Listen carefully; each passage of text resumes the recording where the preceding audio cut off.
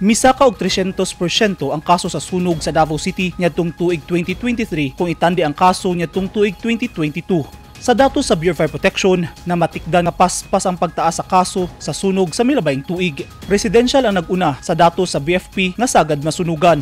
Gama sa kahoy nga balay ang daling maugdaw sa sunog. Gikan sa 63 million pesos nga danyos niadtong tuig 2022 misaka kini ngadto sa kapin 121 million pesos niaging tuig.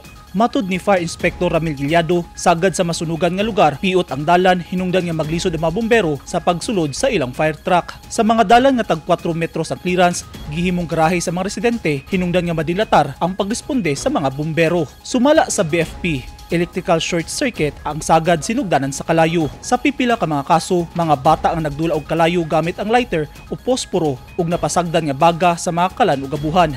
Padayon ang panawagan sa Bureau of Fire sa katawhan nga mukuha og lisensyadong elektrisyan sa ilang pagbuntar sa ilang electrical wirings. Ang planado og pagpataod og saktong panginahanglanon sa supply sa kuryente sa matag gambalay aron dili ma-overload ang supply kay usa sab kini sa mga sinugdanan sa kalayo. Karong tuiga magpadayon ang Bureau of Fire Protection sa ilang pag-edukar sa katawhan aron malikayan ang sunog ug mamahimong luwas ang kinabuhi ug propiedad sa katawhan.